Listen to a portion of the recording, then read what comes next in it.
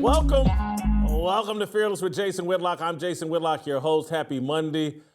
Thank you for joining me. Man, do we have an awesome show planned for you today. Steve Kim's going to join us.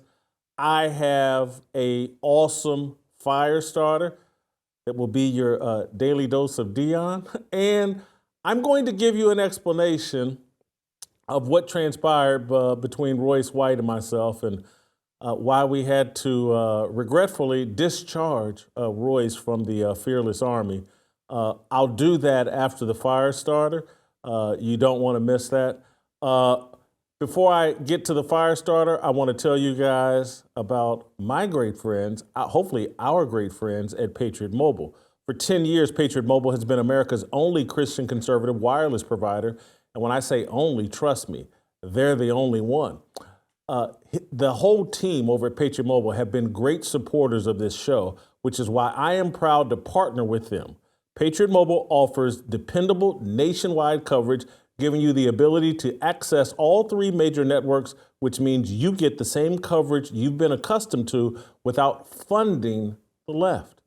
When you switch to Patriot Mobile, you're sending the message that you support free speech, religious freedom, the sanctity of life, Second Amendment, and our military veterans and first responders.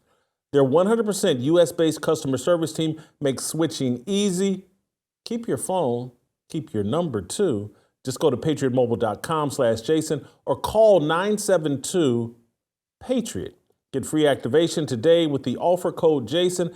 Ask about their coverage guarantee while you're there. Get the same dependable service and take a stand for your values. Make the switch today, patriotmobile.com/Jason or call 972-PATRIOT. Guys, you know I've done this myself. I have a Patriot Mobile phone. It's been awesome. It's been great for me. I feel good about where I'm spending my money. These are the types of steps we have to make if we want to make a difference, an impact in this culture war we've got going on. All right, so let me get to my fire starter and you, Deion groupies.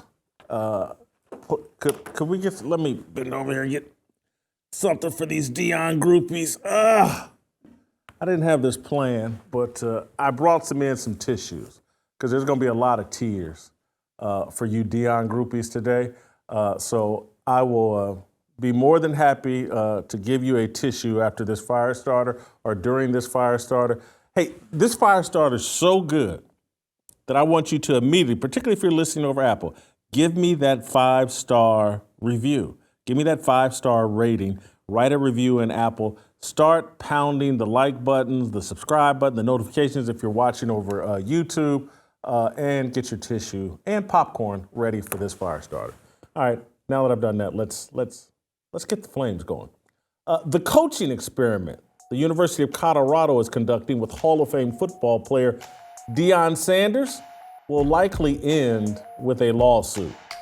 Someone, a player, an assistant coach, the athletic director, a fan, a cheerleader, someone is going to sue Sanders for coaching malpractice. Maybe it'll be Woody Page, some sports writer in Denver. The complainant will use Saturday's Colorado UCLA game as Exhibit A in the lawsuit. Deion's postgame press conference will serve as the closing argument. Following the Buffalo's 28-16 loss, Coach Prime unleashed a level of self-serving narcissism, ego, and incompetence that is uncommon outside of Pop Warner. Sanders' frustration was justified. It's nearly impossible to lose a football game, let alone by double digits, when you win the turnover battle 4-0, which Colorado did. The Bruins' turnovers all came in the first half. Despite this, they led 7-6 at halftime. Colorado squandered a game its opponents tried to gift wrap. When it was over, Deion attacked his offensive line, questioning their killer instinct, want, desire, will, and athleticism, after allowing his quarterback son, Shedeur, to suffer 7 sacks and a dozen other hits. Sanders sounded like a peewee football coach. Listen for yourself. The hardest thing to acquire is linemen. So when people have a good one, you rarely see linemen jump. and go to different schools. I think we have some guys that it's going to be good with a little seasoning, but overall, we just don't have the fight or the passion to do what we want to do. Right? I'm a little biased because I'm his father, but I think we have the best quarterback in the country. I don't think any other quarterback could put up with or stand and deliver like I always do, week in and week out, and taking the beating that he's taking. And we got to address that. So let's be clear here. That is not coach talk. That's how fans talk. That's how Little League coaches talk. That's how daddies talk. At the collegiate level, offensive linemen are developed. They're rarely acquired. This isn't the NFL. Many of them are not top-flight high school players. They're tall kids who are too heavy to play basketball, or they're defensive linemen lacking the athleticism to play on the defensive side of the ball at the Power 5 level. Deion doesn't understand this because he spent his entire football career playing on an island at cornerback. In his previous coaching stints, he always had more talent than his competition. The details have never really mattered to Deion Sanders as a player or a coach. Talent trumped everything. He still believes that. That's why he's perfectly comfortable with 4 games left in the season, publicly announcing he wants to replace his offensive linemen with new players. The dude said, the big picture is you get new linemen. That's the picture. I'm going to paint it perfectly. Deion is playing fantasy transfer portal football. The sports fans who love fantasy and video game football think Deion is right. The jock-sniffing ex-jocks who talk about football on social media and on ESPN and Fox Sports think Deion is right. Coaches, they're laughing at Deion. They can see what any objective, informed football person can see. Deion's approach creates a toxic culture that will undermine the intangibles that lead to consistent winning. 6 weeks ago, after Oregon thumped Colorado, I tweeted out that the locker room dynamics within Deion's program would get very interesting. Let me read from my tweet from 6 weeks ago. The Colorado locker room is about to get real over the next few weeks. You have a weak offensive line protecting the coach's kid at quarterback. The coach and the QB have large, unchecked egos. The media has already started the process of singling out the offensive line. No one questioning scheme or all-pass showcase Shedeur for Heisman NFL approach. Media will ignore, but the locker room dynamics will be very interesting in Boulder. Did anyone listen to that game on Saturday? Did you listen to Kirk Herbstreit and Chris Fowler crucify that offensive line? I like Kirk Herbstreit. I don't have a problem with Chris Fowler. But I was embarrassed by their call of that game. I was embarrassed that they took that kind of a dump on Colorado's offensive line. Kids. You don't hear the way that line was talked about. At one point, Kirk Herbstreit said, I don't think they have one guy on the offensive line who can play at the level, at a Power 5 level or at the level Deion wants or whatever. I mean, I don't have a problem with college athletes, particularly now in this name, image, and likeness era, getting criticized. But the strategic malpractice for everyone to ignore what Colorado was doing strategically that put this offensive line, put the quarterback in jeopardy, never discussed. Colorado can't run the football because Deion has never invested in the team's running game. Deion stands on that sideline and loves to see the ball in his son's hand. He's a dad coaching a peewee team. Colorado's refusal to run the ball is the primary reason Shedeur is the most sacked quarterback in college football. The offensive line talent isn't great, I will admit that. The all-pass strategy, though, is a big part of the reason the offensive line looks weak. Let's listen to Deion. Well, it's a struggle to run the ball. It's a struggle to run the ball. And we got to figure that out, because now you're one-dimensional, and it's easy to stop a team when they're one-dimensional, and that's who we are at this point in time. Could follow up on that, being able to commit to that, as you talked about, one Commit to what? running ball. Could that help? Yeah, I think we committed to it on first down, and it was 2nd and 15. Right. Those are the type of things you don't want to do and get behind the 8 ball. First downs are so vital. So that's a dad watching the game and reliving the game in his mind. That's not how coaches think. That's not how coaches see the game. Did you see Chip Kelly during the entire game writing notes to himself? A lot of coaches do that to stay in touch with what's really going on. They take mental notes and write them down. Chip Kelly did that throughout the game. Deion sits there with his golden headset on, with the thing flipped up, looking around. Hey, does some kid need help getting his gold chain on? Who can I go pat on the butt and clap and blah, blah, blah? Deion's not into the game in a real way. He doesn't know what's happening out there. I'm going to lay out for you the facts of what happened to Colorado and their running game, particularly at the beginning of the game. Here's the facts. Colorado opened the game with a 13-play drive that led to a successful 31-yard field goal. They ran the ball one time. On second down, Dylan Edwards rushed for 3 yards. Every other play was a designed pass for Shedeur. The drive stalled at the UCLA 13 when Shedeur threw 3 straight incompletions. Colorado's second drive, after a UCLA interception, was 7 plays and ended with a successful 39-yard field goal. The Buffs ran the ball one time. Dylan Edwards rushed for 9 yards. The drive stalled on 3 straight Shedeur pass attempts, 1 short completion and 2 incompletions. Colorado's third drive consisted of 5 plays and a punt. One of those 5 plays was a Shedeur scramble for 7 yards. The other 4 plays were Shedeur passing attempts. On Colorado's fourth drive, the Buffs opened with an Anthony Hankerson running play that resulted in a loss of 5 yards. That single play justified Deion abandoning the running game.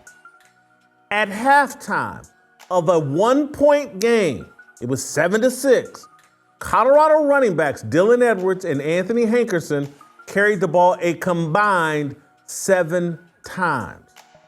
That's what happened, factually, Deion. You had 1 play on your 4th drive where you opened with a running play and lost yards. That's it. The strategy, the all-pass strategy with that offensive line, it's ridiculous. It's childlike. It's the kind of offensive scheme only a father would cook up for his quarterback son. Everything Colorado is doing is based on Deion getting his son in the Heisman race and drafted in the first round of the NFL. What's sad is the motivation isn't about empowering or uplifting Shedeur Sanders. The motivation is pleasuring Deion's ego. Shedeur is a tool to serve Deion. Why do I say that? I say it because with 6 minutes left in the game, the Buffaloes trailed 28-9, and Sanders left his hobbled son in the game. Shedeur limped around the field most of the second half.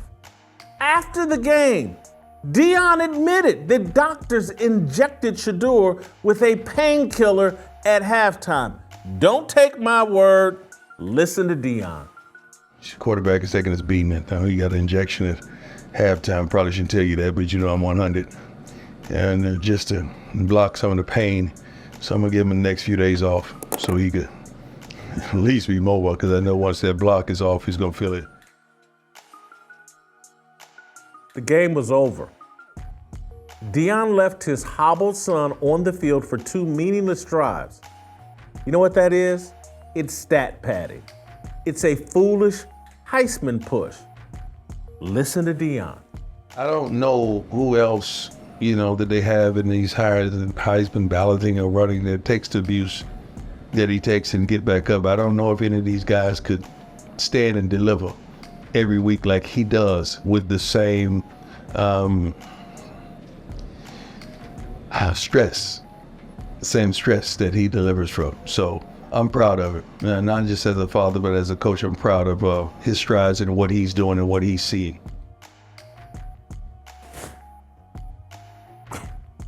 This is coaching malpractice.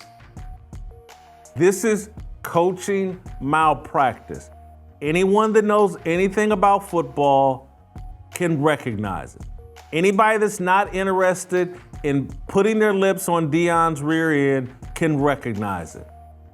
It's malpractice. In this era of safety-first football, there's no other coach who can get away with treating a college quarterback the way Deion is treating his own son. Could you imagine if a white coach left a black quarterback out on the field clearly injured, game is over, out of reach, and left him out? What would Ryan Clark and all the other race controllers, the race bait narrative control, what would they be saying about that white coach? But because it's Deion doing it to his son, no one says a word. The worship of Deion justifies and allows Deion to abuse his own son in pursuit of some false narrative that Deion is a great coach. Deion Sanders is not a great coach. He's a character Fox Sports and ESPN are using to draw television ratings. He's a golden calf for people who need something to worship, who want to worship something other than God. He is their golden calf. He is all the racial idolaters that just need, I gotta have this black hero and it's Deion. He's got gold chains and sunglasses and he invites rappers to the game and he's just so good. The kids relate to him. I just love Deion. He's your golden calf. He's someone you worship, someone you won't analyze honestly. This is not a great coach. No great coach would subject their quarterback to the type of on-field abuse Shedeur is enduring. No great coach would utilize an all-pass offense against a team with UCLA's pass rushers. No great head coach would escort his quarterback and star defensive player to an NBA game, Nuggets-Lakers, during a week of game preparation. No great coach would be happy with a star quarterback who refuses to shake hands with his opponents after a game. That was Shedeur. You certainly wouldn't call that kid the leader of your team. The Coach Prime experiment is a disaster. Deion better lawyer up. This type of coaching malpractice should be illegal. That's my fire starter. And I love that fire starter. And I know that the Deion worshipers and groupies out there in the audience, Ticket TV, let me hand you a tissue because I know you're in the chat just crying right now. I can't believe Jason's criticizing Deion Sanders. He's 4-4. Don't you know they only won 1 game last year? It's a miracle. They've won 4 games. I've told y'all time and time again, Deion's not coaching last year's team. He ran those guys all off the team. They ran a stat on Saturday. There's one guy from last year's team who's playing. Deion ran them all out. He brought in 86 new players, including 50 some odd players through the transfer portal. All this, oh God, it's a miracle. Look at he's coaching the team that only won one game. He's not coaching that team. It's a completely different roster. And this different roster should be 2-6. This different roster has really only outplayed one opponent. That's every other game they've virtually been outplayed in. It's the most penalized team in the country. And I'm sure that's racism. I'm sure all the refs are going out there and just, oh, we got to penalize Deion's team. We're racist. You know why I say that? Shiloh, Deion's other son, who's a pretty good player. I'm going to give it to him. So is Shedeur, pretty good player. I'm going to give it to him. But Shiloh executed a classic helmet-to-chin hit and got tossed from Saturday's game. And everybody's whining and crying. And I saw Des Bryant tweeted out, they tossed Shiloh out of the game, but they didn't toss that Henry Blackburn from Colorado State. Interesting. That's racism. The Henry Blackburn's the kid that hit Travis Hunter in the Colorado State game. He got flagged for, but he didn't get tossed out of the game, is my memory. But you get tossed out of the game for targeting, helmet to chin, leading with the crown of your helmet. Henry Blackburn didn't do that. He did a late hit. Shiloh, and again, I don't like the targeting rule. I think it's overused. I like the old school football. But the rules stipulate if you lead with the crown of your helmet and it hits this chin and neck area, you get tossed from the game. This isn't an example of the refs picking on Shiloh.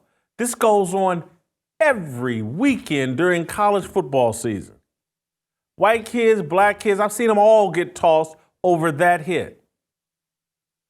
I don't like it, but it is the rules. There's a bunch of these rules I don't like. I don't like how much they call pass interference, illegal contact, all that other stuff. But it's part of the game, and you have to accept it. That's the way the game's played now. But to sit here and act like the refs are picking on Colorado. They wanted to throw Deion's son out the game. We just sound like idiots. Quit the worship of Deion. He's unworthy. There's none of us walking this planet who are worthy of this type of worship.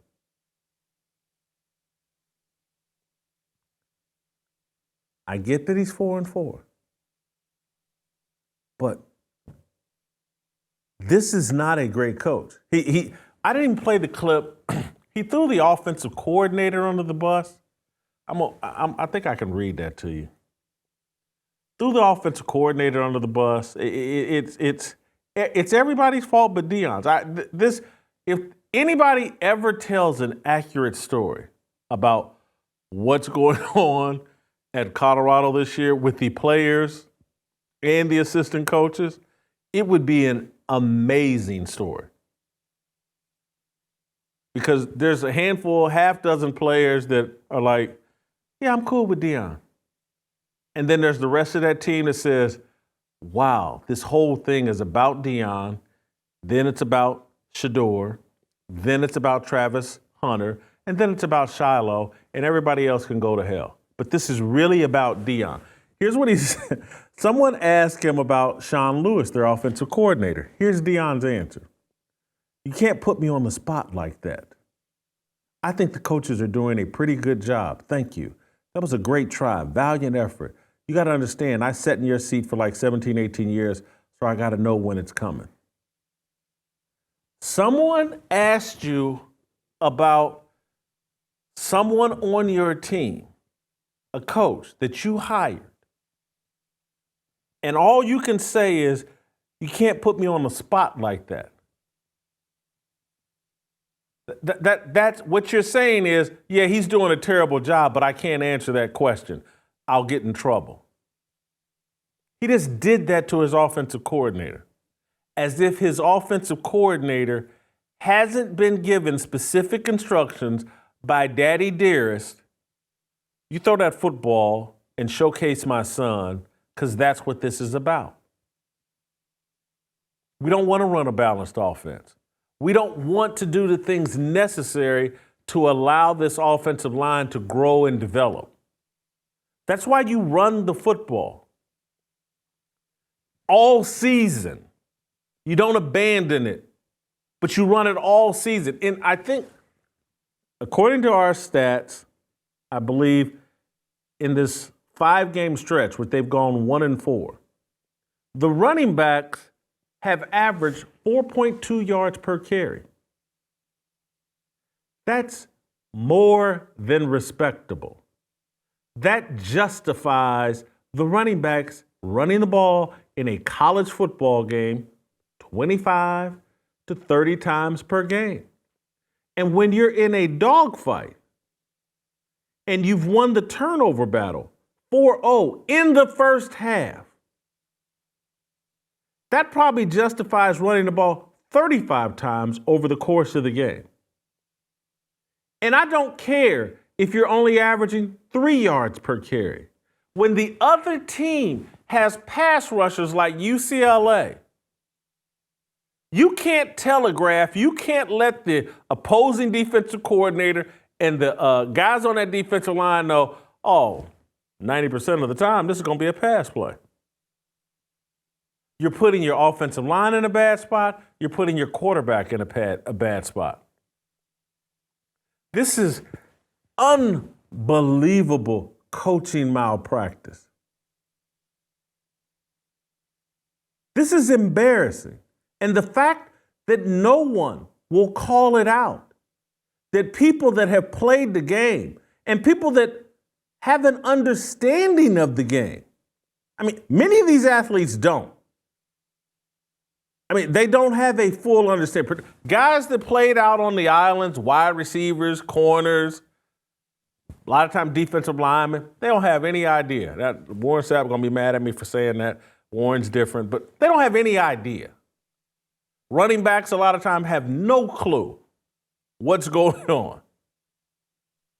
But people that played safety, middle linebacker, center, quarterback, offensive line, they understand the big picture. That, hey man, even if we're only picking up 2 yards, it's important for us to run this football, to back these defensive linemen off, that they have to think, because again, you have gap responsibilities that are really important in a running game. Defensive linemen do. You have to stay in your gaps when you're facing a running game. When you're facing a passing team who doesn't have a super mobile quarterback, gaps become far less important. If you're facing a quarterback and it's Lamar Jackson, you better stay in these rush lanes. Make sure you keep contained. Make sure you stay in your gap. That's all important. But when you're facing Shedeur, who looks like he runs a 4.85, he's a little bit mobile, but he ain't going to kill you in the running game. You can get him. Now, gap responsibility is less important and just getting into the backfield and just disrupting the quarterback as fast as possible. That's all that matters. And how you get there doesn't really matter. You inch over into somebody else's gap, if you cross the center's face or cross the guard's face when you're not supposed to, but doesn't matter. Because that guy just wants to throw the football. He's not looking to hurt you with his leg. There's no running game coming. There's nothing. And so I'm looking at people on social media and people that allegedly know something about the game. Oh, they should have run screens. Oh, they should have did this. They should have tried this pass. They got to blah, blah. You got to run the football. You got to get your offensive linemen into the game by letting them be physical with the other team. You have to establish a running game so you can run some play action pass. I'll never forget. The best defensive player in the Mid-American Conference during my time was a guy named Joel Smingy. I've talked about him before. 6'6", tremendous pass rusher, but could be handled very easily in the run game. And he put a clown suit on me in the passing game. And the only shot we had was we'd run these plays 22 and 23. It was some kind of play action pass. We faked the running game right at him and then dropped back to pass, and then we had a chance. Because I could get my hands on him, and once I could get my hands on him, I could manhandle him because I was just much stronger than Joel Smingy. But when we just dropped back to pass, it was curtains. It was over. And so I'm looking at Deion. They never established the run. They never went to a play-action passing game because they never established the run. Shedeur just does the same thing over and over again because Deion's showcasing him for the NFL and trying to pad his stats. Take Deion off the pedestal. This is coaching malpractice that will end in disaster. Deion's going to be pointing fingers at Colorado. Colorado's going to be pointing fingers at him. Those kids in that locker room are miserable. They know that their head coach is favoring a handful of guys, particularly his son. What head coach takes his son and star defensive player to an NBA game during a week of prep? Who does that? It's crazy. So they can be seen and talked about and sitting courtside. Look how cool we are. Do you understand? You should have been taking one of those offensive linemen or two of them to the game and building them up and begging them to care about your son because, trust me, right now in that locker room, those offensive linemen couldn't care less what happens to Shedeur Sanders. They're not going to go to war for him. They're not going to go to war for Deion. They know Deion is out looking to replace them. Deion just blamed them for everything and took no responsibility for what he's doing. And the whole media is rigged up so that everybody's afraid to say anything about Deion. Do we have the, I got to be careful here because I'm running out, but do we have there's a Ryan Clark clip of him trashing Brady Quinn about criticism of Deshaun Watson. Do we have that clip? Yes, we do.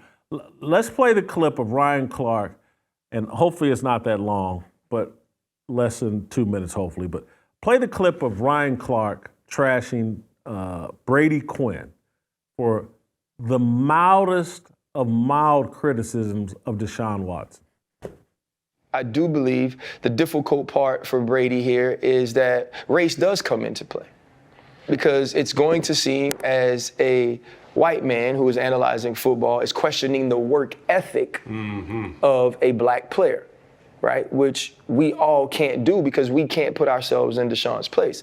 But I think to take it to the massage thing and make a joke, I think when Brady Quinn makes a joke about the massage situation and accusations, it's disrespectful on many levels. It's disrespectful to the women who are involved in that situation. Yeah. If they have been through what you're suggesting they've been through, because to make that joke, it seems as if you're criticizing Deshaun or putting him in that place of being wrong. So if he is wrong, then there's someone who had to be wronged in that situation. Stop it. So I've heard enough. This dude, you're blaming Deshaun Watson. 30 women have accused him of sexually inappropriate behavior. How dare you blame Deshaun Watson for anything? Because Brady, you're white. And again, Brady Quinn cracked a small Twitter joke about Deshaun Watson. I mean, it was nothing.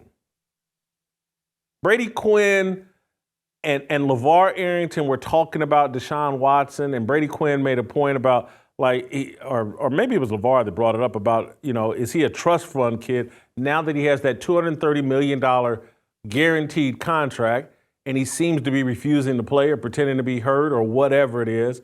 And it's like, where's his motivation? And because he's black, you can't question or criticize Deshaun Watson. So if we have that going on with Deshaun Watson, a guy that 30 women accused of sexually inappropriate behavior, a guy that hasn't played football at a high level or virtually any football for 3 years.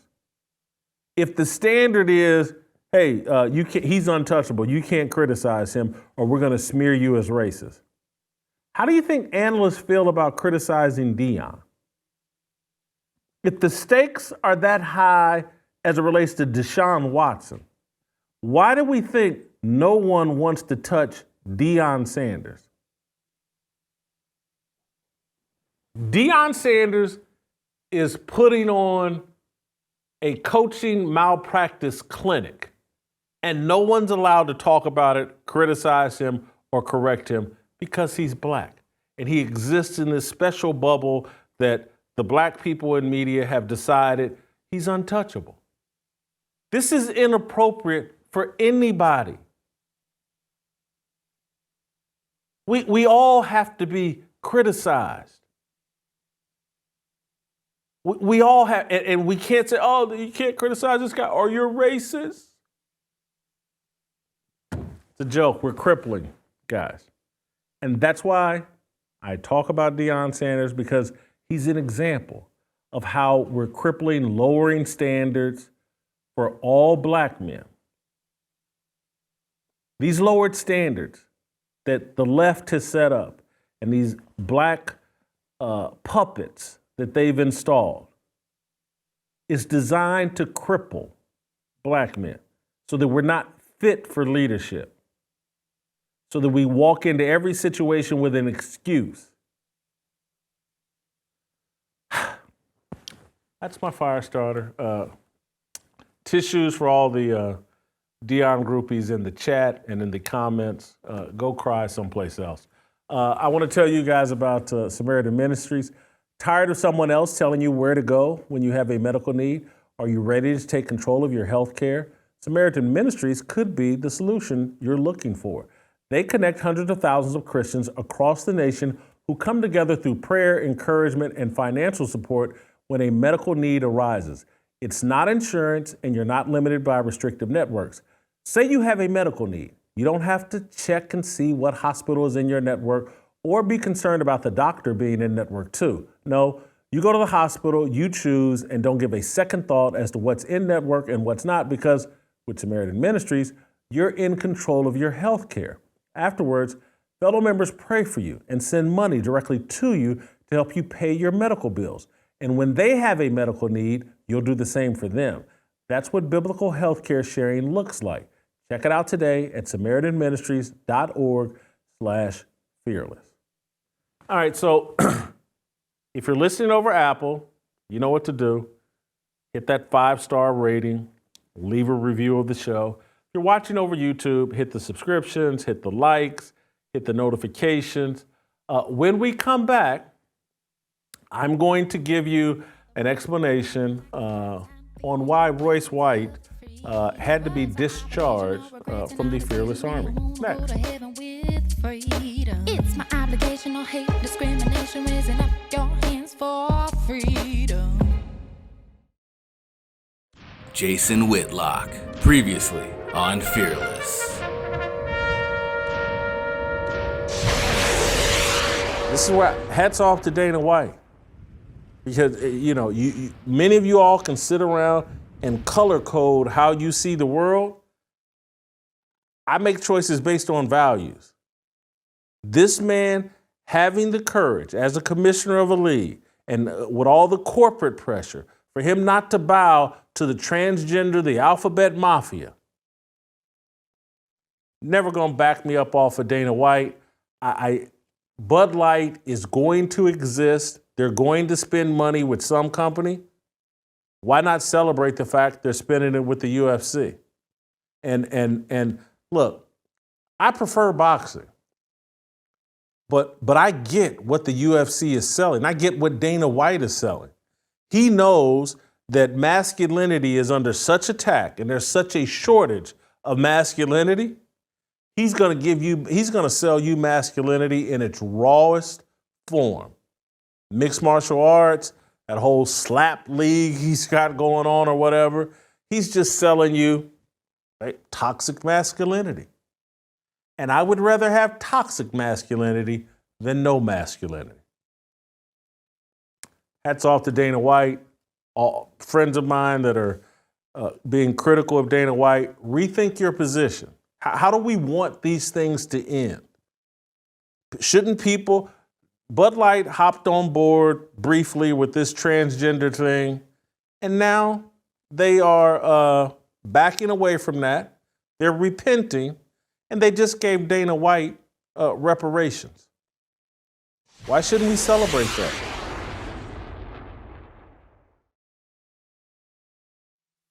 All right, welcome back. Not pleased to announce this, but Royce White, who's been a contributor on this show for past year and a half, I would say at least, I've had to sever my relationship with Royce. Royce has recorded 2 podcasts back to back talking about me, throwing out a boatload of lies. And it's a brilliant tactic that radicals are often taught. Throw out as many lies as possible, put out as much content as possible, and then engage the person that you're attacking and try to make them defend or explain all the lies you just told. It's a great way to bait someone into a prolonged, drawn-out debate, discussion, controversy. I cannot sit here and take the time to walk you through all the lies that Royce told. But if Royce's lips were moving, he was more than likely lying. It's the kind of tactic that is, again, deployed often by the left, often by people who voted for Joe Biden and Kamala Harris, often by people who led Black Lives Matter protests in support of George Floyd. Those type people are often recruited by powerful leftists, trained in these type tactics, given an ideology, and then set up as plants to operate and move in places where people aren't suspecting them to be operating and moving.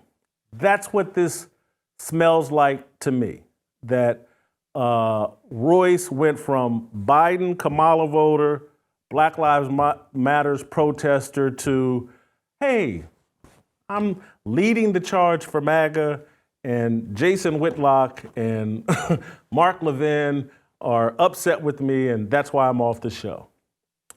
So I'm just going to walk you through just a couple of the lies, and then I'm going to be done with it. So here's Royce on his own show suggesting that, this is his first show, I believe, on Friday, suggesting that the things he's about to say will end his relationship with Fearless. Play the clip.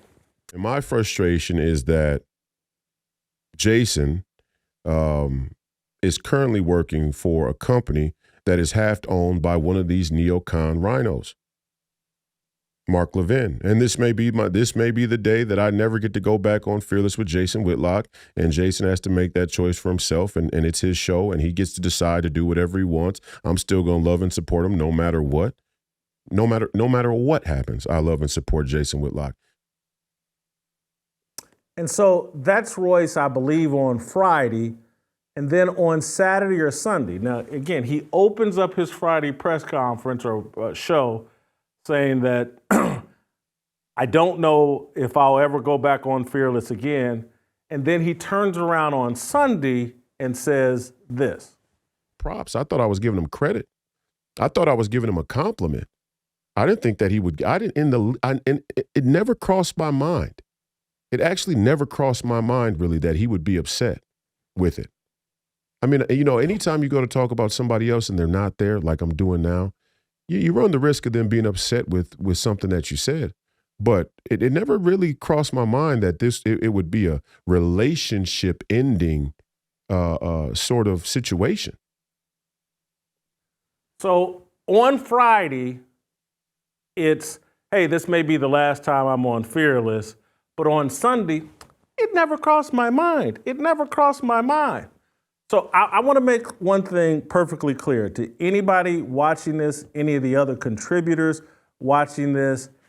If I have private communication with you about anything, I have no expectations of you turning around and using that private communication to do a 2-hour discussion about me. Royce has spent a lot of time this weekend talking about, you know, it's unmasculine for Jason to eliminate me from the show, to block me on Twitter, to block my cell phone and all that. Hey, man, when someone violates my trust in that manner, and my private communications are now content for controversy and promoting their podcast or whatever it is, to promote some fight between yourself and Mark Levin. That's a deal breaker for me. It makes me go, hey, what is this person's real agenda? Our private conversations are content for a show, a podcast. When I would have been perfectly willing, as I've demonstrated in the past, oh, Royce, there's something you want to discuss on your show? I'll come on and talk about it. I'll come on and disagree. I've had him on this show when he's disagreed with me about how much I talk about Deion Sanders. I think I've been on Royce's show 3 times. I might be the only black person that's been on Royce's show, and he's had 120 shows. And I've told Royce many times, more than willing to come on your show, anytime. I use my platform to help other people elevate their platforms. That's what I do. So if Royce wanted to have this discussion, he could have called me and I would have had it with him. But instead, he does this without asking me and then turns it into, and this is where the okey doke and the Royce, the 3-card money, the whatever Royce's catchphrase are. This is because this has nothing to do really with me. Royce seems to want to pick a fight with Mark Levin. And that has been troublesome for me because I don't have anything to do with the fight between Royce and Mark Levin. Royce, and again, I don't know if these are lies or if he just doesn't know, but Royce keeps saying that Mark Levin owns the Blaze and contacted me or put pressure on me to do something to Royce. Mark Levin does not own any part of the Blaze. Mark Levin and I have had 3 conversations in my lifetime. Twice I appeared on Mark Levin's television program on Fox News as a guest. And once I've appeared on Mark Levin's radio show as a guest. That's the only time I've ever talked to Mark Levin. That's it. He doesn't own any part of the Blaze. He has nothing to do with my equation as it relates to the Blaze. So I'm going to show you, because Royce has talked about what happened 3 weeks ago on this show. Royce and I were talking about Matt Gaetz, and Royce injected Mark Levin into the conversation. Let's play the clip. I mean, let's just go right down the middle. I love that we're going to talk about Karl Rove now. We're going to talk about Mark Levin. These people are absolute rhinos. Every time they look at how silly Mark Levin is. I mean, this man is touted as having served the American people in a great way. Royce, you put me in a tough spot, but go ahead. Okay. You put me. Well, go ahead. Well, Mark Levin wants to come out in public and say, that Matt Gaetz voted with the Democrats. Matt Gaetz didn't vote with the Democrats. Matt Gaetz brought the motion to vacate. They voted with him. These are the people who've always been in on it. Karl Rove, asshole. Mark Levin, always been an asshole. Hey, hey. Let me point you. I don't know if you saw Brian Kilmeade on Fox News going after Tim Burchett from right here in Tennessee and, making a fool of himself. Again, I have a lot of respect for Mark Levin and he's been a friend to me, his colleague here at the Blaze. And so these guys have a right to disagree and have their point of view. What's necessary. Your boy Mark Levin is not Tom Hagen. He's Tessio. And there's a bunch of Tessios. And they're all showing their face right now. Come on. Don't laugh. I'm being serious. Brian Kilmeade is Tessio. Go ahead, Royce. Brian Kilmeade is Don Barzini. No, actually, Rupert Murdoch is Don Barzini. Your boy Levin is Tessio. Your boy Kilmeade, he's Carlo. Hey, Royce. He's Carlo. Let that be your last Mark Levin reference. We heard you the first 10 times. Now be as truthful as you want to be, but please. Listen, I'm just trying to tell you the God's honest truth. These people who have come out, this is not a casual thing. So, you guys watch this show. We don't call people assholes just for no reason and from out of nowhere. You guys watch this show know that I'm not deep off into the weeds on this political stuff. And we like to lean into Royce, who seems obsessed with politics, and let him give us his MAGA take on politics. When he started talking about Mark Levin, I was like, well, hold on, this is a colleague of mine. And you can't talk that way about Ali Best Stuckey. You can't talk that way about the Robertsons. You can't talk that way about Steve Dace. You can't talk that way about anybody, Chad Prather, anybody, Lauren Chin, anybody associated with the Blaze. If that's some smoke you want to have with Mark Levin, do it on your own show. And so Royce, and again, these are lies or a conspiratorial, confused mind, thinks that Mark Levin knows who he is, knows that transpired, and knows that Mark Levin somehow got me to remove that from the show. This show is taped. Within 15 minutes, 30 minutes after we wrapped up taping, I told my team, hey, remove that stuff about Mark Levin, doesn't fit the show. I don't know what Royce was doing. It dragging me into something that I really don't want to have anything to do with. I'm not going to let someone just trash a colleague for no reason. And so I just want to be crystal clear. All decisions as it relates to this show are made by me. There's only one person in 3 years of doing this show who has tried to forcefully tell me what to do on this show. One person. Royce White. No one else. Royce has spent 4 hours on a podcast, quit talking about football, we're at the brink of World War III, blah, blah, blah, all of that. Royce White's the only person. Royce White has been on, I did the count since football season, he's been on 7 shows of the last 47 shows we've done on this show.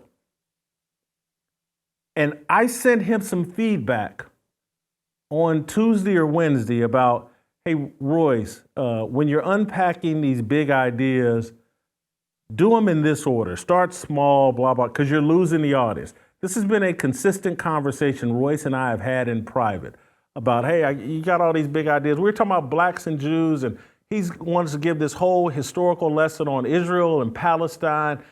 At the top, that's his response to my question about blacks and American Jews, or American blacks and Jews. And he goes into this story. I'm like, hey man, save that to the end. Start at the beginning, blah, blah, blah. This is what triggered Royce. I give people, contributors on this show, feedback all the time. None of them get triggered. None of them have taped 4 hours worth of podcasts because I told them, hey, that's not the way I think things should be unpacked on this show. So Royce is frustrated that, he's not appearing on this show very much during football season. He doesn't like, I'm assuming, I'm speculating, but like Warren Sapp, Brett Favre, and all this, don't talk Deion, all that. He's the only person. And so I want to be clear about one thing about who actually helps me put this show together. It's TJ Moe, David Reed, John Hadley, Justin Kraut, and Shamika Michelle. Every morning at 7 a.m., they get up and get on a conference call with me and help me talk through what we're going to talk about on this show. Most of the time, 90% of the time, I have it all figured out. But these guys help me. That's it. These guys have all been hired by me. They all work for me. That's who helps me put this show together. Don't get it confused that the contributors are waking up and helping me decide what's going to be on the show. I decide that along with the people that are in the trenches with me, working with me every day. Then there's a group on Wednesday that pray with me every Wednesday at 5:30. That's about 20 people. Some of them are sprinkled around the country. Those are the people in the trenches with me on a daily basis who help me decide, hey, did you think about talking about this or what's going on with the show? And then they pray with me every Wednesday at 5:30. Anthony Walker leads that. Sometimes Virgil participates, but Tiffany and Shamika and TJ Moe are there. My brother's there. Some guys that you wouldn't recognize their name if I called them out. They're just part of the Fearless Army. Those are the people in the trenches with me. Royce has been a contributor. Sometimes a valuable one, sometimes a confusing one. I probably talk to Royce once every 2 weeks on the phone. And again, I had him look up, how often has Royce been on the show since football season? 7 times out of 47 shows. We're cutting bait with Royce. I'm cutting bait with Royce. Because I don't have time to figure out this Mickey Mouse stuff that he's got going on and why he wants to try to declare war on Mark Levin and the Blaze and paint all this other stuff. Last thing I just want to acknowledge here. Because again, part of this, I'm getting crazy emails from people. You should leave the Blaze and blah. I got some dude with one of the most anti-Semitic emails I've ever seen, that a Jew is telling you what to do on your show and the Jews have screwed up the crew and blah, blah, blah. Crazy stuff provoked by Royce. I work with Tyler Carden and Gaston Mooney, the CEO and president of the Blaze. These guys have lived up to every word that they have promised me, every single word. And I'm going to live up to every single word that I've given to them. My word matters. And I'm not going to let some confused, depressed, anxiety-ridden person bait some trap for me to get crossways with people that have done nothing to me but live up to their word. I never hear from them, or I never hear from them about what I'm doing on this show. I had to call Tyler, the CEO, today and tell him he didn't even know what had gone on with Royce. One person has tried to dictate what goes on this show, and it's Royce. Godspeed, Royce. Steve Kim next.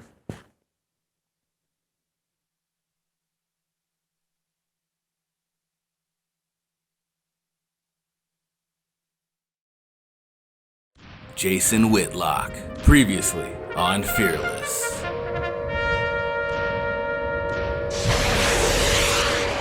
Who's struggling the most? Young black men. Nothing directed at them.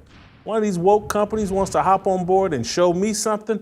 Do something to support heterosexual, young Christian black men.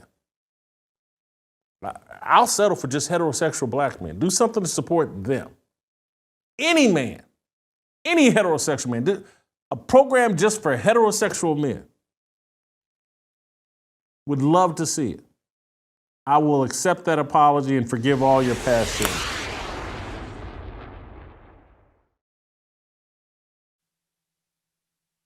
According to a recent study of hundreds of post-abortive women, 60% of women reported that they would have preferred to give birth if they had received more support from others or had more financial security.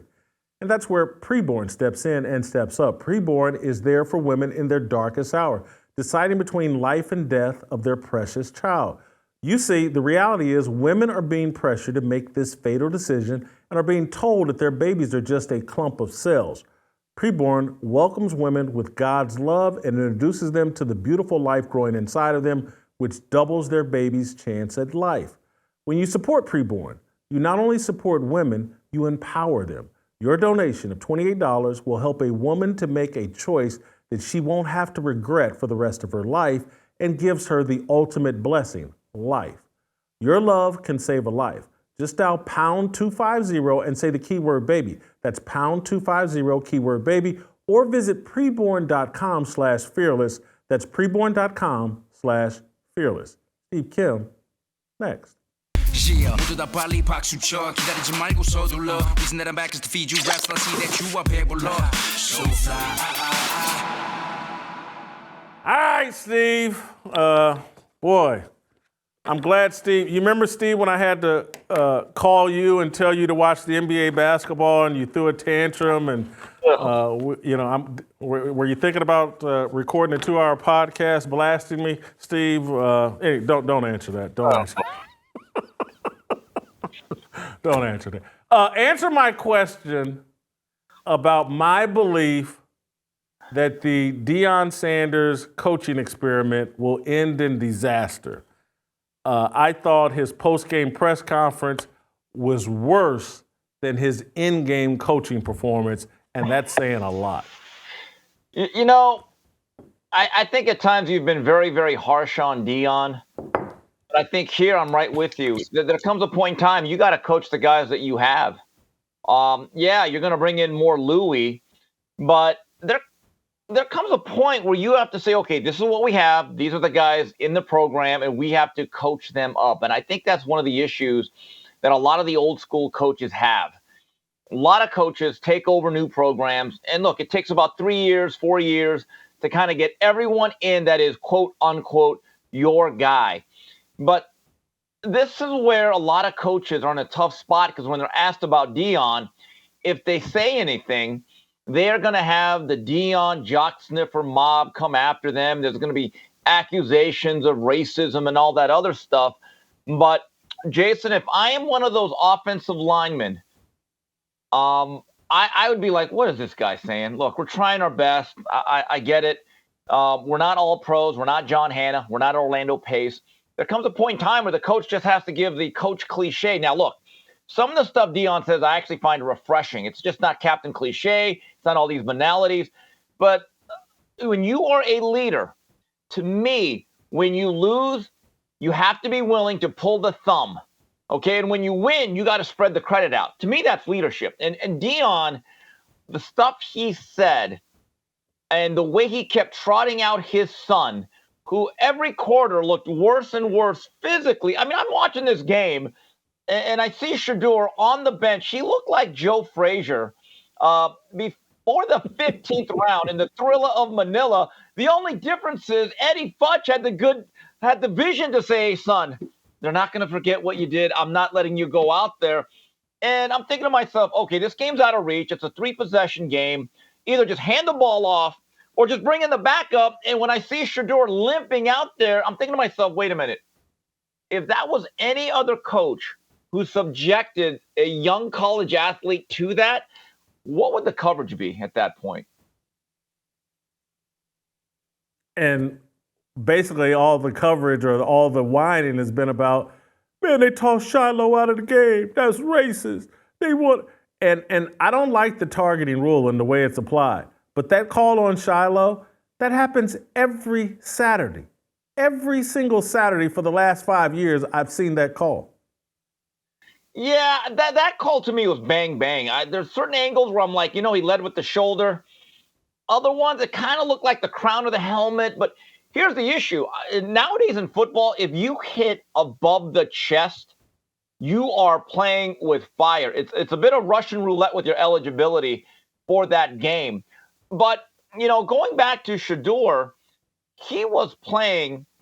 I thought it was, at times I'm just like, Shedeur, just chuck the ball. You're trying to complete every pass. That's not the way the game is played. And he's getting just beat up. I mean, he's getting hit like a piñata at a birthday party in East LA.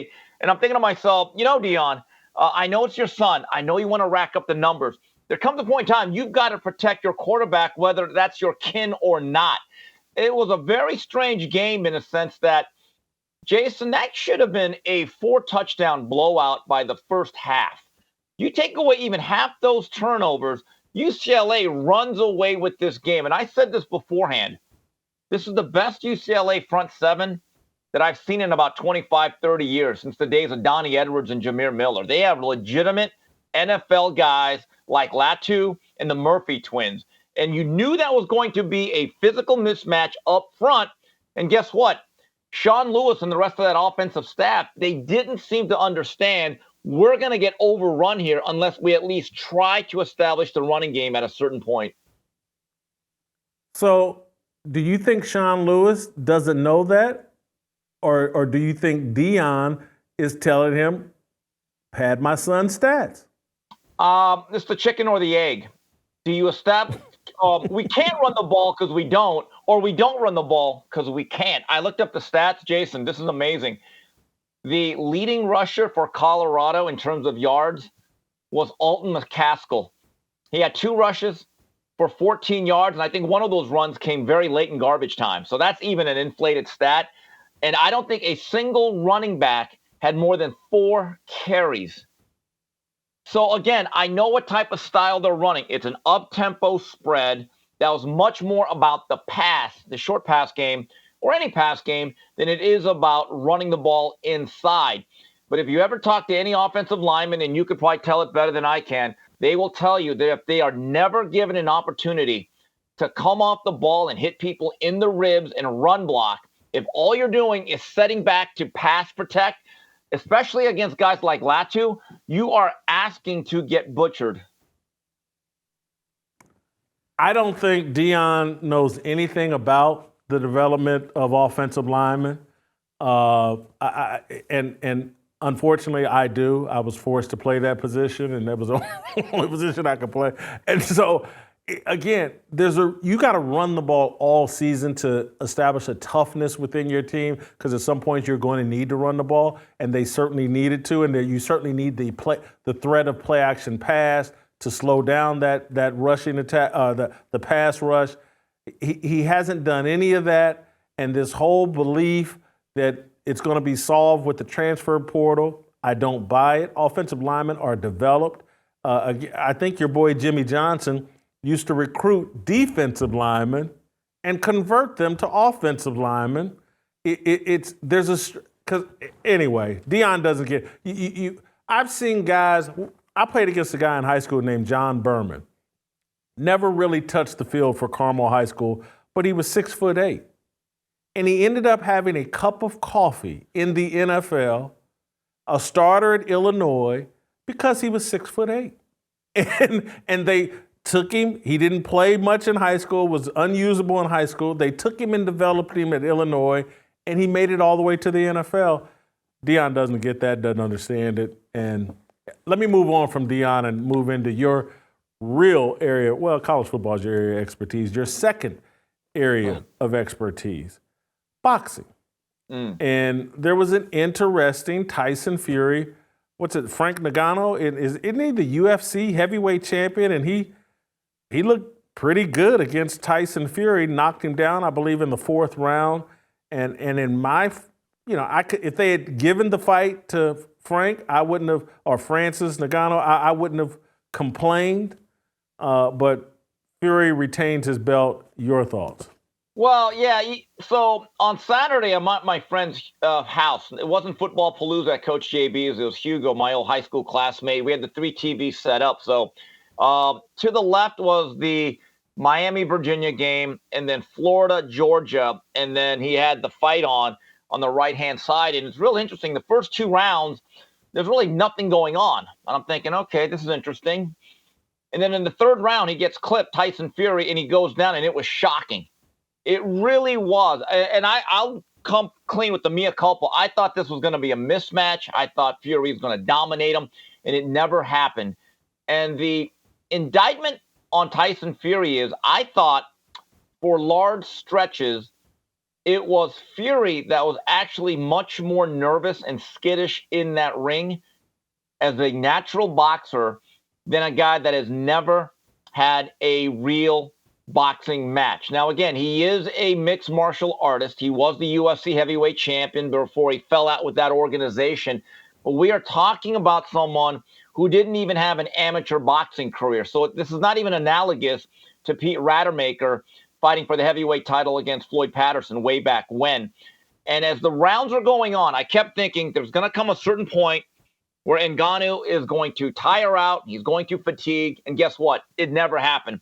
Then I expected Fury's going to get a little bit serious here. He'll start to layer his punches, work off the jab, and eventually there's going to be a big right hand, and he's going to assert his dominance. Guess what? That didn't happen either. And look, to come clean, my focus was on 3 different screens, okay? I didn't exactly watch this with a fine-tooth comb. And I'm not so sure who really won, but I did say, and I tweeted it, this feels like a loss for Tyson Fury. Just the whole feel of the event in terms of expectations and the way it played out. My column today for snack.com, K9's Corner, I said Fury loses in winning. That's what it felt like. But again, with Tyson Fury, I think that people have to realize one thing. He's the beneficiary of a very bad heavyweight era. I mean, I actually blanch when people say, not only is he among the greatest heavyweights of all time, he might be the best ever. And I'm thinking to myself, are you people out of your mind? Let's just put it this way. Ernie Shavers ain't walking through that door. Ron Lyle ain't walking through that door. Joe Frazier ain't walking through that door. If you actually really study Tyson Fury's career and his title run the last 6-7 years, it's very, very flimsy. Well, it's highlighted by victories over Deontay Wilder, and this to me feels like Deontay Wilder 2.0. I actually think he wins in losing in terms of perception-wise, because now he gets to have a rematch with Ngannou, and then he'll put on a real performance and probably cash in and make even more money. No? Well, keep this in mind. Coming into this fight, there had been an agreement where Alexander Usyk, who actually holds the other 3 belts, while Fury is the WBC titleist, they were going to meet for the undisputed title on December 23rd. But immediately after that fight, Fury and his people were saying, well, we've had such a long camp and it's been arduous and, he needs a rest. And I'm thinking to myself, wait a minute, that was actually a hardworking, well-trained Tyson Fury. You could have fooled me. But this goes to show you again about modern-day boxers. Even guys at the top level, as accomplished as Fury is, this was his first fight this year. And I have a phrase when it comes to combatants in that particular sport. Either you sharpen the blade or it gets dulled. There is no in-between. Activity matters. And Jason, you know how much different this sport is and why it's hard for me. And again, I am not only the Korean Cosell, I am now the Korean curmudgeon, and I couldn't be prouder of it. I'm never changing. Okay? Hey, get off my lawn. But anyway, so in 1975, Muhammad Ali went through a fight called the Thrilla in Manila. It was only the most grueling, physically taxing, vicious, violent heavyweight fight of all time, where he won by 14th round TKO. Joe Frazier, as I mentioned earlier, was not allowed to come off his stool. That fight forever altered both men. They actually should have both retired. So in 1976, Muhammad Ali was involved in one of these circus fights against Antonio Inoki, the famous Japanese grappler. And that thing was a farce because nobody knew the rules, and Inoki was kind of like on his fours like a crab, and he kept kicking at Ali. And the fight was just absolutely shameful. Bob Arum to this day does not even want to talk about it. And here's the difference, though. What I find amazing about the caliber of men and fighters and what they had to go through back then. Did you know Ali actually had 4 other real fights in between all that? That's amazing. Nowadays, a fighter, this is what I hate about today's fighters. They fight in, like, let's say February. So that's their one fight. Then they'll fight all the way in October, because that's what they do now. They fight twice a year. And if that second fight goes more than 6 rounds, and me and Buddy McGirt laugh about this, we interview the fighter. Hey, so a tough fight, 9th round knockout, what's next? The guy invariably says, I need a long rest. Long rest? You just took 7 months off. The load management in boxing is ridiculous, and it softens fighters. And this is the point I want to wrap around. Ngannou took this fight much more seriously. And in my view, that alone made him more dangerous than he should have been. Look, do I think a more serious version of Fury wraps that fight up much easier? Yes. But I can only judge you by what you put out there on stage. You don't get an asterisk by this. To me, work ethic actually counts in what you are as an athlete. And Fury, to me, not only did he lose, I do think to a certain degree boxing lost as a whole in terms of its perception. Yeah, well, I don't think one thing I certainly agree with you on, no one's going to be calling Tyson Fury the GOAT anymore. And your point about this era of heavyweights is just not the same. You know, Ali fought Ken Norton. I mean, the list, George Foreman, the list goes on and on and on. The great boxers now make $15, $20 million a year rushing the passer in the NFL or playing small forward in the NBA. And so it's just not a lot of talent in the boxing game at that division in particular. They do. And look, it's so difficult to actually judge today's fighters and put them in an all-time status because they don't fight enough. Okay, and I'm not asking guys to fight every month or every other week like they once did. That's never happening, but it reminds me of a story. So a guy that really was an all-time great, Sugar Ray Leonard, asked the famous matchmaker, Teddy Brenner from Madison Square Garden. He goes, hey, Teddy, you know your boxing. You're close with the great Ray Robinson. How would you compare me to Robinson? And Teddy Brenner, as only he could, just looked at him and said, I don't know, Ray, fight 200 more times and I could tell you. Because if you really want to be able to judge athletes, we need to see you more often. We need to see you against different levels of competition, different styles, and under different circumstances. These careers nowadays are so infrequent in their activity. And also, they are, I don't want to say cherry picking, but they are able to engineer matchups that are so far in favor of them. It almost, I don't want to say it ceases to become an athletic contest, but it falls almost short of being scripted. Now, you look at Ali. In my view, he is the greatest heavyweight of all time because going all the way back from his title-winning fight in the mid-'60s to Sonny Liston to that ill-fated fight against Larry Holmes in 1980, there has never been a heavyweight that fought as many quality big men and against different styles and had multiple rivalries, which is key. He fought Joe Frazier 3 times. He had absolute fits against Ken Norton and may have not actually won any of those fights. He had a rematch against Sonny Liston that was shrouded in controversy. But we are talking about a heavyweight that even when he was not the sharpest version of himself, still fought dangerous men like Ernest Shavers and Ron Lyle. I mean, just think about the gauntlet this guy, and it was not great for his health, by the way. It wasn't. But when you talk about, and what I did not like or what I found disturbing, is that the modern media, in this rush to judgment, started saying that Tyson Fury, because he was tall in his physical dimensions, was merely the greatest. And I'm thinking to myself, well, wait a minute. This guy got knocked down numerous times against smaller fighters like Steve Cunningham. And can we be honest about Deontay Wilder? He is a very exciting, dangerous, but flawed fighter from a technical standpoint. If you look at Deontay Wilder's run as the WBC champion, I believe he made 10 title defenses. I'm not so sure any of those victories came against a top 75 or 100 heavyweight. So think about it. Who has he really beaten across the board consistently where you say, just taking the emotion out of it, and even this past Saturday, what has he really done to be given that status as a top 10 heavyweight, other than the fact he's 6'9"? Steve, thank you so much.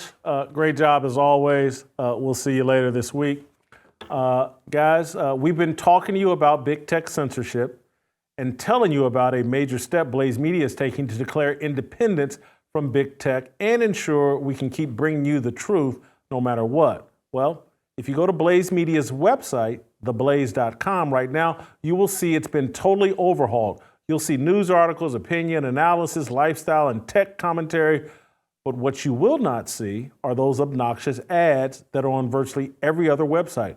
Here's why this is such a big deal. Most people don't realize that by having those ads on our website, Google was able to send bots to scour for any content they deemed unsafe for advertisers. After finding something they didn't like, they demand we remove ads from that article or else have our entire website demonetized. We dealt with this time and time again, and here's the worst part. After forcing us to remove ads from problematic articles, Google buried those articles so deep in the search results that they became nearly impossible to find. Google was essentially using its ad revenue as a cudgel to either force us to toe the leftist line or bury the unsafe content so no one could find it. That's why we're walking away from ads on our website. The decision to go ad-free will cost us millions, and we did not make it lightly.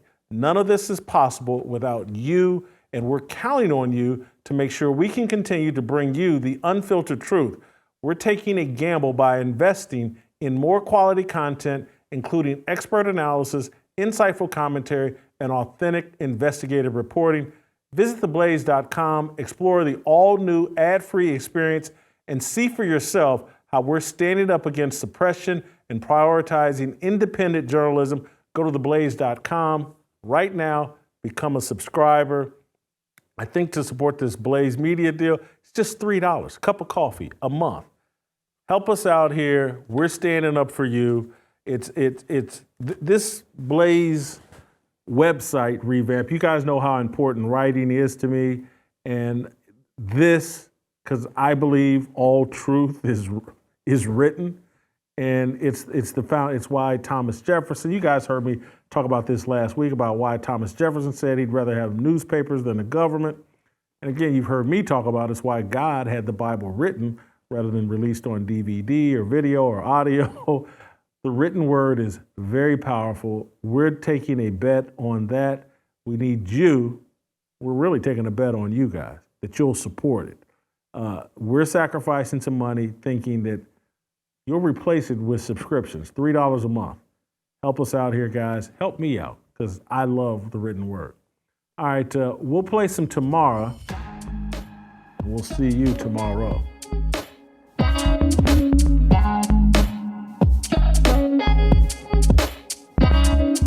Waiting for the countdown, coming off the breakdown, standing in line for freedom. Looking for a breakout, feeling like a standoff, nothing in life like freedom. Came in like a fighter, striking like a ladder, making all these moves for freedom.